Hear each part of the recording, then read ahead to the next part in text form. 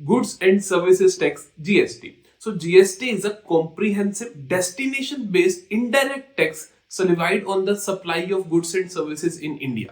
तो बेसिकली आराम से समझते हैं। सबसे पहली बात मैंने बोली कॉम्प्रिहेंसिव। जब हम कॉम्प्रिहेंसिव बोलते हैं तो हम कहना चाहते हैं कि सिर्फ यही टैक्स लगता है, बाकी नहीं लगता। तो इट हैज सबस्यूम, मतलब इसने बहुत सारे टैक्सेस को खत्म कर दिया।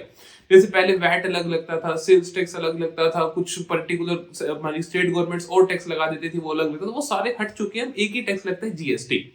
दूसरे नंबर पे मैंने बात बोली डेस्टिनेशन बेस्ड। डेस्टिनेशन बेस्ड का मतलब होता है जब गुड्स अपने डेस्टिनेशन पे पहुंच जाते हैं, सप्लाई कंप्लीट हो जाती है, तब ये टैक्स लगता है। पहले क्या होता था, कुछ टैक्स होता था जो प्रोडक्शन होते ही लग जाते थे, सामान बिके ना बिके फर्क नहीं पड़ता था। अब जब वो बिकेगा तभी वो फर्क पड़ेगा।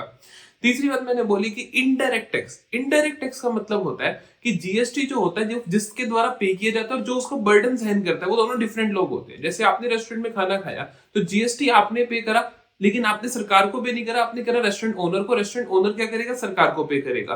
तो ये जो जीएसटी है, इसका बर्डन तो आप पे पड़ा, जो कस्टमर है जिसने वो खाना खाया, लेकिन वो पेमेंट किसने करी, वो किसने करी, रेस्टोरेंट ओनर ने। तो ये क्या हो जाते हैं, दोनों यहाँ पर डिफरेंट होते हैं। So this is basically GST.